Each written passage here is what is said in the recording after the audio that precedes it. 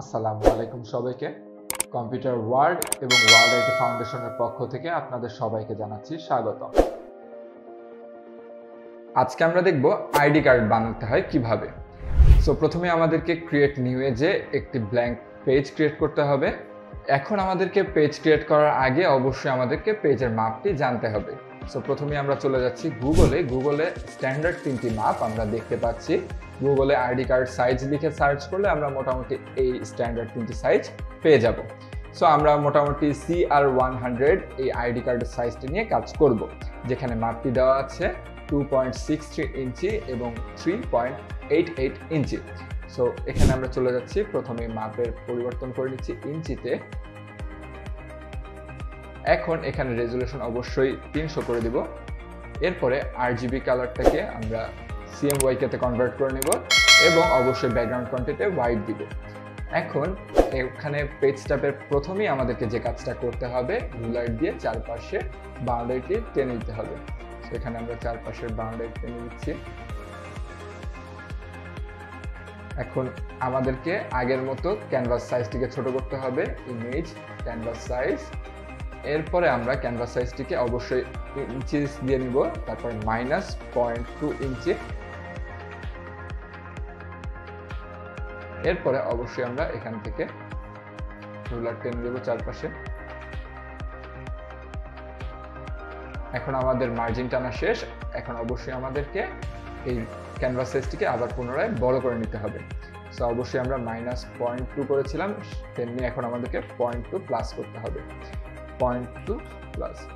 এক্ষেত্রে আমরা যে কাজটা করব, সেক্ষেত্রে আমাদেরকে অবশ্যই এখানে হোয়াইট কালারটিকে চয়েস করতে হবে। হোয়াইট কালারটিকে চয়েস করে আমরা ওকে দিলাম। ওকে দেওয়ার পরে এখানে আমরা অ্যাডজাস্টটা করে নিচ্ছি। এখন আমাদেরকে প্রথমেই যে কোনো একটি অবশ্যই কোম্পানির নাম দিতে হবে। সো কোম্পানির নাম দেওয়ার আগে আমরা যে কোনো একটি শেপ নিয়ে নিচ্ছি, যার ভেতরে আমরা যে কোনো একটি ছবিকে অ্যাডজাস্ট করব। সো এখান থেকে আমরা একটি সার্কেল শেপ নিলাম। সার্কেল শেপটা নেওয়ার পরে সেটি একটি ফিল কালার চলে আসলো। এখন আমরা প্রথমে যে কাজটি করব, এই শেপের ভেতরে আমাদের ছবিটিকে ক্লিপিং মাস্ক করে দেব। সো আমরা এখানে একটি ছবি নিয়ে রেখেছি, সেই ছবিটিকে আমরা নিয়ে আমাদেরকে এই মেইন আইডি কার্ডের সারফেসে এনে ছেড়ে দিলাম। এখন আমাদেরকে ছবির লেয়ারের উপর রাইট ক্লিক করে ক্রিয়েট ক্লিপিং মাস্কের উপর প্রেস করতে হবে এবং কন্ট্রোল ধরে শেপের লেয়ারটিকে সিলেকশন করে কন্ট্রোল জি এর মাধ্যমে গ্রুপ করে দিতে হবে।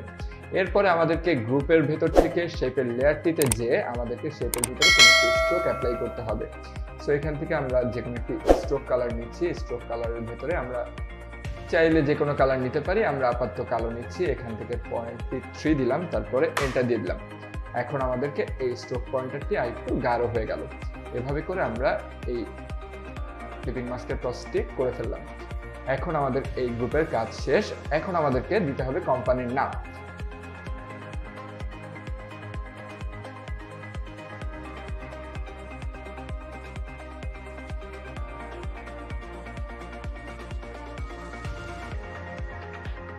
এরপরে আরেকটি টেক্সট টুল দিয়ে আমরা এটার লোকেশন দিচ্ছি।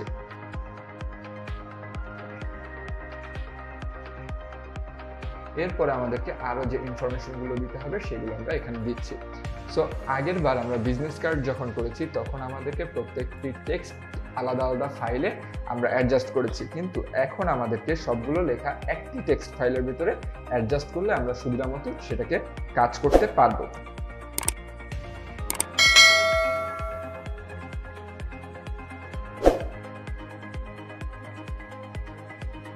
এখান থেকে আমরা এই ইনফরমেশনগুলো ওকে দিয়ে দিলাম।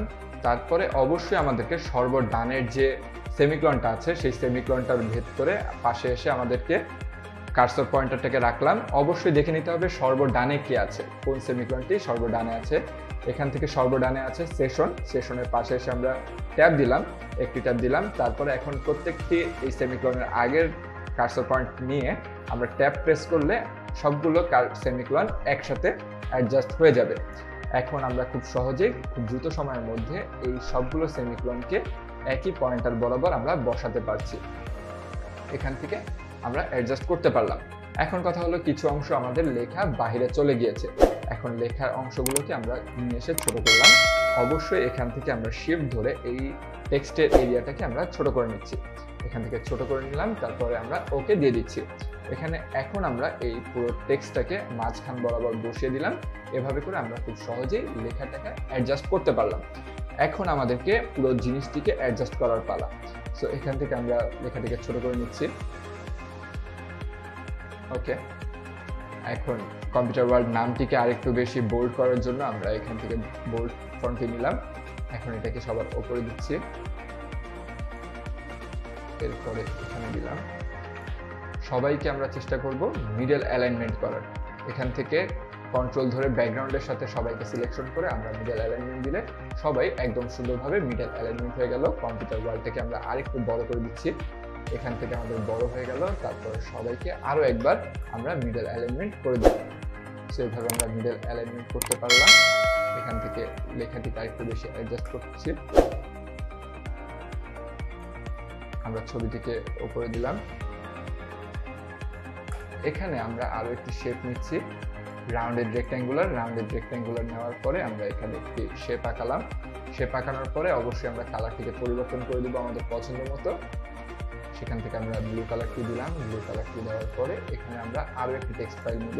টেক্সট ফাইলের ভিতরে আমরা লিখব আইডি নট বা আইডি কার্ড। এখানে আইডি কার্ড লিখলাম। আইডি কার্ড লেখার পরে আমরা এখান থেকে টেক্সটের কালারটিকে চেঞ্জ করে দিচ্ছি। এখন সাদা করে আমরা এই যে শেপটি নিয়েছিলাম তার ঠিক মাঝখান বরাবর বসিয়ে দিলাম। এখন দুজনকে সিলেকশন করে নিলাম, শিফট দিয়ে বাদ দিয়ে দিলাম। এখন মিডল অ্যালাইনমেন্ট করে দিলাম। এরপর কন্ট্রোল জি দিয়ে এই আইডি কার্ড লেখা এবং শেপটিকে অ্যাডজাস্ট করে দিলাম। এখন সবাইকে আমরা খুব সহজে ব্যাকগ্রাউন্ডের সাথে যদি মিডল অ্যালাইনমেন্ট করে দিই, খুব সহজে এবং সুন্দরভাবে একটি আইডি কার্ড ডিজাইন হয়ে গেল। এখন এরপরে আমরা সবাইকে আস্তে আস্তে গ্রুপ করে দেব। সো এখানে কন্ট্রোল জি দিয়ে টাইটেলটাকে আমরা গ্রুপ করে দিলাম। এখন সবাইকে এক সিলেকশনের মাধ্যমে কন্ট্রোল জি দিয়ে আমরা আরেকটি গ্রুপের মধ্যে অ্যাডজাস্ট করে দিলাম। এখন আমাদেরকে পেন টুল দিয়ে সিলেকশন করে খুব সুন্দর করে আমরা ডিজাইনগুলো করতে পারবো। এখান থেকে আমরা সিলেকশন করে নিচ্ছি।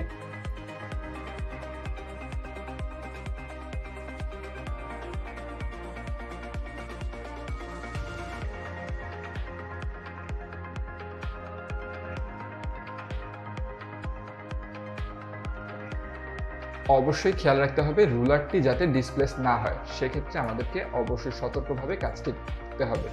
এখান থেকে ওপাসিটিকে আরেকটু কমিয়ে দিলাম। এভাবে করে আমরা চাইলে খুব সহজে এবং সুন্দরভাবে একটি আইডি কার্ডের ডিজাইন আমরা করতে পারবো।